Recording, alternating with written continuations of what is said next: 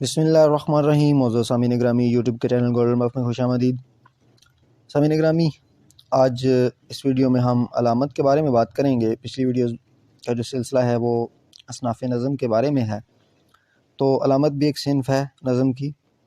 تو علامت نشانی کو کہتے ہیں کہ ایک جو لفظ ہے اس کے لغوی معنی کچھ اور ہوں اور اسے مجازی معنوں میں استعمال کیا جائے تو اسے علامت کہتے ہیں۔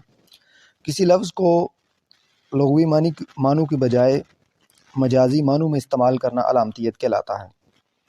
اردو شاعری میں خصوصاً صنف غزل علائم و رموز کی زبان ہے۔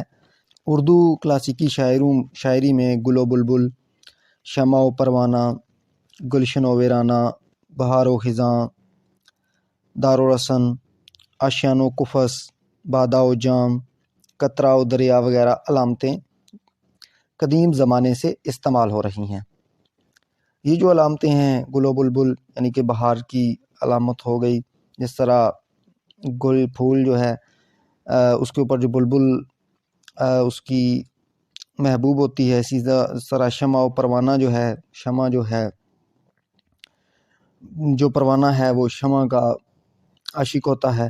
تو اس طرح یہ علامتوں کے طور پر جو یہ الفاظ ہیں استعمال ہوتے ہیں۔ علامہ اقبال نے اپنے اظہار مطالب کے لیے پہلی مرتبہ شاہین، عقاب، کنجش یعنی کہ جسے چڑیا کہتے ہیں، عشق، عقل و خرد، لالا، خورشید، ملتے، بیضا، ہودی اور مومن جیسے الفاظ جو ہیں اس کو علامت کے طور پر پسند کیا ہے۔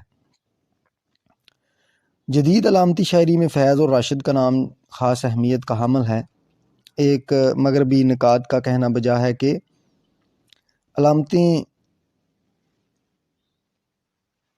علامتیں شاعری میں ایک بہت بڑی طاقت کی حیثیت رکھتی ہیں۔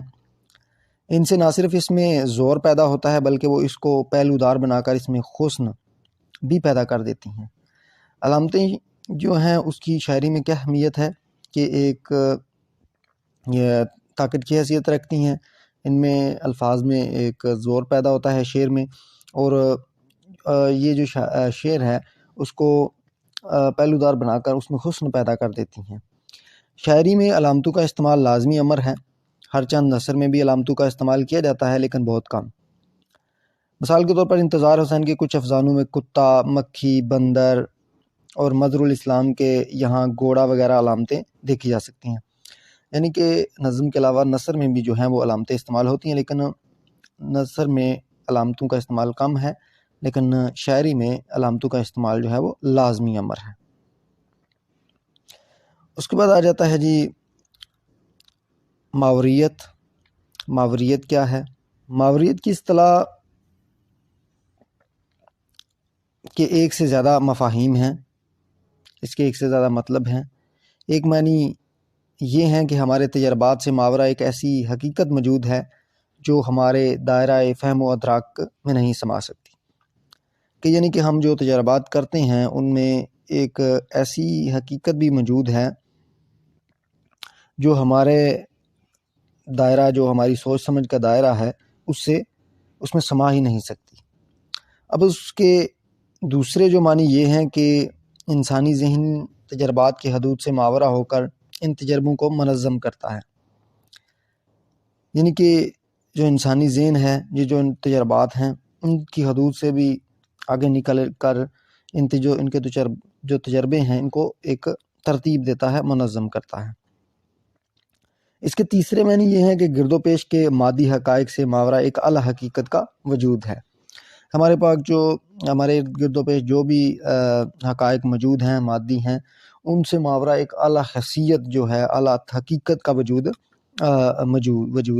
ہے، تو یہ ماوریت ہے۔ تو ان کو تین مفاہیم میں لیا جاتا ہے۔ اس کے ایک سے زیادہ مفاہیم ہیں۔ پہلے میں کیا ہے کہ تجربات سے ماورا ایک حقیقت موجود ہے جو ہمارے فہم و ادراک میں نہیں سما سکتی۔ دوسرے معنی یہ ہے کہ ہم جو تجربات کرتے ہیں، انسانی ذہن جو ہے وہ اس کی تجربات کی حدود سے ماورا ہو کر ان سے آگے نکل کر ان تجربوں کو منظم کرتا ہے۔ اور اس کے تیسرے معنی یہ ہے کہ گرد و پیش کے جو مادی حقائق سے ماورا ایک اعلیٰ حقیقت کا وجود جو ہے وہ موجود ہے۔ یعنی کہ اللہ تعالیٰ کی ذات ہم کہہ سکتے ہیں۔ اچھا جی، آگے آ جاتا ہے جی غرابت۔ غرابت کیا ہے؟ غرابت کا لفظ جو ہے وہ غربت سے نکلا ہے، جس کے لغوی معنی اجنبی، نامانوس یا عجیب، انوکھا ہونا کے ہیں۔ ادب کی اصطلاح میں نظم و نثر میں نامانوس اور اجنبی الفاظ و محاورات کا استعمال غرابت کہلاتا ہے، جو زبان دانی کا عیب شمار ہوتا ہے۔ یعنی کہ غرابت جو ہے وہ زبان دانی کا عیب ہے۔ اس میں کیا ہے کہ شاعری میں یا نثر میں کس طرح کے الفاظ لانا، اجنبی ہوں، نامانوس ہوں، جن کا استعمال جو ہے وہ عجیب اور انوکھا محسوس ہو، تو وہ غرابت کہلاتا ہے۔ اس کے بعد آ جاتا ہے جی نرگسیت۔ نرگسیت کیا ہے؟ نرگس پیلے رنگ کا ایک پھول ہے جس کی مشابت آنکھ سے ہے۔ یعنی نرگس کیا ہے؟ ایک پھول ہے جس کی جو آنکھ سے بہت مشابہ ہے۔ خود اپنی ہر ادا پر سو جان سے فدا ہونا نرگسیت ہے، یعنی کہ خود ہی محب، خود ہی محبوب، یعنی کہ خود اپنی تعریف کرنا، یعنی کہہ سکتے ہیں کہ خود ہی اپنے آپ سے محبت کرنا، تو یہ نرگسیت کہلاتا ہے، یعنی کہ خود ہی محب اور خود ہی محبوب۔ بقول مرزا غالب کے آرائش جمال سے فارغ نہیں خنوز، پیش نظر ہے آئینہ دائم نقاب میں، یعنی کہ اپنی ہی ذات میں اس قدر کھو جانا کہ کسی کو ظاہر میں نہ لانا نرگسیت کہلاتا ہے، یعنی کہ جسے ہم دوسرے لفظوں میں انا بھی کہہ سکتے ہیں۔ یعنی کہ اپنے آپ میں کھو جانا، یہ انا سے تھوڑا مختلف ہے کہ اپنی ذات میں اس قدر کھو جانا کہ کسی کو خاطر میں نہ لانا نرگسیت ہے، جو ایک نفسیاتی بیماری ہے۔ انگریزی میں اسے نارکسزم کہتے ہیں، اور نارکسزم کی اصطلاح بھی اسی سے نکلی ہے، جس کا مفہوم سمجھنے کے لیے ایک یونانی دیو مالا کا جاننا ضروری ہے۔ روایت ہے کہ نارسس ایک نہایت خوبصورت شخص تھا، پھولوں کی دیوی اس کی محبت میں گرفتار ہو گئی، مگر نارسس نے غرور حسن میں اس کی محبت کو ٹھکرا دیا۔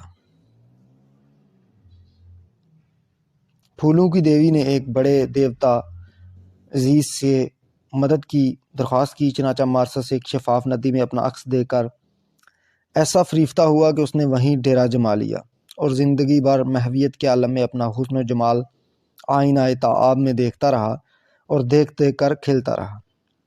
جب نارسس مر گیا تو اسی ندی کے کنارے نرگس کا ایک پھول اگایا جو شوق دیدار کا مظہر تھا۔ ظاہر ہے کہ نرگس کا پھول فضا میں یوں ہی تک رہا ہوتا ہے جیسے حیرت و محویت کے عالم میں حسن و جمال کا نظارہ کر رہا ہو۔ اسی سے ماہرین نفسیات نے خود پسندی اور حب ذات کے لیے نرگسیت کی اصطلاح وضع کی۔ یوں تو نرگسیت ہر شاعر میں ہوتی ہے جسے شاعرانہ تعلی کا نام دیا جا سکتا ہے، مگر اسی کا اظہار وہ بڑے سلیقے سے کرتا ہے۔ مگر جن لوگوں میں اس کا غلبہ کچھ زیادہ ہی ہوتا ہے تو وہ نفسیاتی بیماری کے زمرے میں آتی ہے۔ تو نرگسیت کیا ہے؟ تاکید لفظی۔ تاکید کے معنی ہیں گرا دینا یا پوشیدہ بات کہنا۔ علم معنی کی اصطلاح میں قاعدے کے خلاف لفظوں کا آگے پیچھے کر دینا، جس سے معنی سمجھنے میں کس قدر دقت ہو، اس کو تاکید لفظی کہتے ہیں۔ تاکید لفظی کا شمار شاعری کے مائب میں ہوتا ہے، باب میں کیا جاتا ہے۔ تاکید کے معنی گرا دینا یا پوشیدہ بات کہنا، یعنی کہ تاکید کا کیا ہے کہ کوئی گرا دے دینا، لفظ کو پوشیدہ بات کہہ دینا، اور علم معنی کی اصطلاح میں قاعدے کے خلاف لفظوں کا آگے پیچھے کر دینا، جس سے معنی جو ہے وہ سمجھنے میں کس قدر جو ہے وہ دقت ہو، اسے تاکید لفظی کہتے ہیں۔ اور تاکید لفظی کا شمار شاعری کے مائب یعنی عیب کی جمع ہے، عیب میں کیا جاتا ہے۔ آگے جی تاکید معنوی آ جاتا ہے۔ تاکید معنوی یہ ہے کہ کسی خاص لفظ سے شاعر کی مراد کچھ ہو اور محل استعمال میں وہ لفظ کچھ اور معنی دے رہا ہو۔ تاکید معنوی میں مائب سخن میں ہے، اور اگر یہ عیب حد سے بڑھ جائے تو یہ طبع لطیف پر گراں گزرتا ہے۔ بقول مسرور کہ تاکید کلام میں ہے جہاں تاکید کلام میں جہاں ہوتی ہے، سامعہ کی طبیعت پہ گراں ہوتی ہے، یعنی کہ